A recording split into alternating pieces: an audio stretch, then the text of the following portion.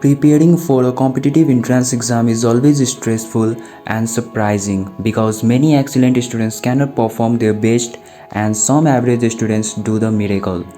No matter if you are an excellent, average or poor student, the following 8 minutes are going to be the best learning part of your life, which you should watch before every entrance exam.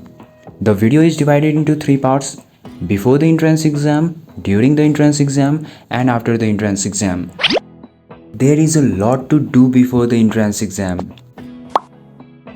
Everybody knows no matter how many hours you are studying, the only thing that matters is how much syllabus you have covered and how much of the syllabus you can remember. So it's always better to start early with your schedule and have your syllabus for the relevant entrance exam. As every syllabus has some very hard topics, some very easy topics and many average ones, be sure you are focusing on the mark gaining topics rather than just revising the easier topics or just wasting your time on the harder topics. Lastly, if you don't revise, then all your work will be counted as zero because you are not going to remember any study materials for more than a few days. Just to study, many students sacrifice their sleep, but if you want to study for 15 hours also, then you have 6 hours for the sleep. Try to prioritize your study and secondly your sleep and healthy diet so that you can last long. If you don't want to regret before sleeping, then try to do exercise in breaks rather than using your gadgets and spoiling your day. Instead of revising a lot, try gaining confidence by seeing your syllabus which you have already completed, because if you have studied for whole year, then not studying for one day will not lead to failure.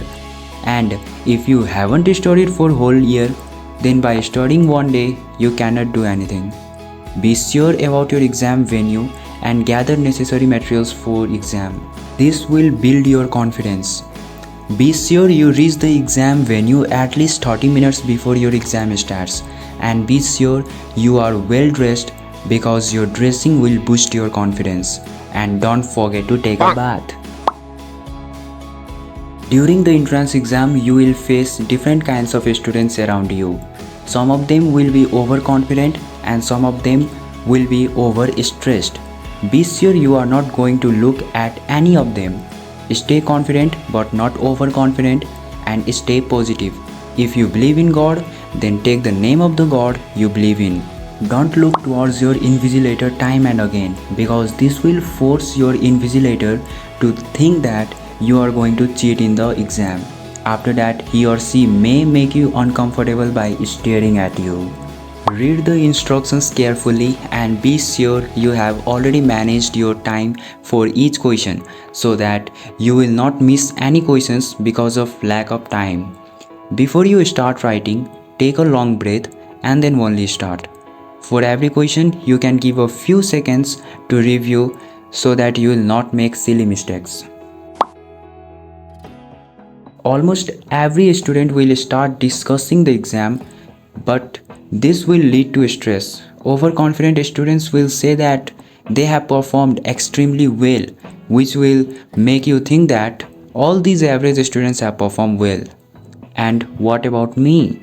At the same time, the toppers will say that they have made a lots of mistakes and that the questions were very hard, which will force you to think, if the toppers are like this, then what will be my result? Nothing is more important than your life. So always have some options. You can think about what to do if you do not perform well in the competitive exams. Here are some effective things you can do before the exam. Spend a few minutes each day visualizing your success. Imagine yourself confidently walking into the examination hall, answering questions effortlessly, and feeling proud as you see your high score. Positive affirmations like, I am prepared, I am confident, and I will succeed can help boost your morale. Incorporate the Pomodoro technique into your study routine.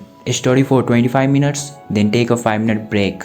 During these breaks, try stretching, deep breathing, or a quick walk to refresh your mind and body. You can also use a technique where you have to study 50 minutes and then take 10 minutes break. And also you can use my technique where I study for 2 hours and then take a break for 30 minutes, or continuously study for 4 hours and take a break for 1 hour, where you can do whatever you like, you can enjoy, and in this way you can study very effectively, and you can enjoy your life as well.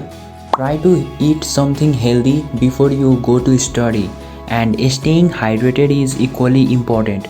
So make sure to drink plenty of water. A well-nourished brain functions much better. Practicing meditation can significantly reduce stress and improve concentration. Spend at least 5 to 10 minutes daily meditating to clear your brain and enhance your focus. In this video, we talked about what to do before, during, and after a competitive entrance exam. Here, this video was divided into 3 parts, where in the first I told what to do before entrance exam. This include academic preparation, where I told what is most important and what is not important, and what you should do and what you should avoid. And then I told about mental and physical health, where I told about the technique by which you can study for 15 hours and at least you can sleep for 6 hours. And then the third point include one day before exam, where I told a quote which will motivate you, and I also told what to avoid just one day before exam and just in the last hour of the exam. And then I told about during the exam. This includes students around you. The students around you can affect you, and in what sense I already explained. And then guards and invigilators. I told what you should avoid in front of them, otherwise you can face some distractions.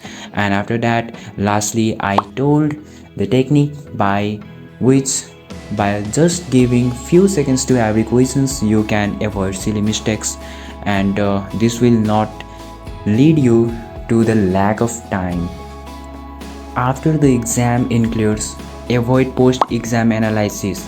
I told how the post-exam analysis can affect you and your brain, and how it can cause the rise of stress. And the second point was backup plan. You should always have options, because your life is most important, not the exam. If you are alive, then you are eligible to give exam, but if you will not be there, then who will attend the exam? And lastly, I mentioned some effective points to do before every exam.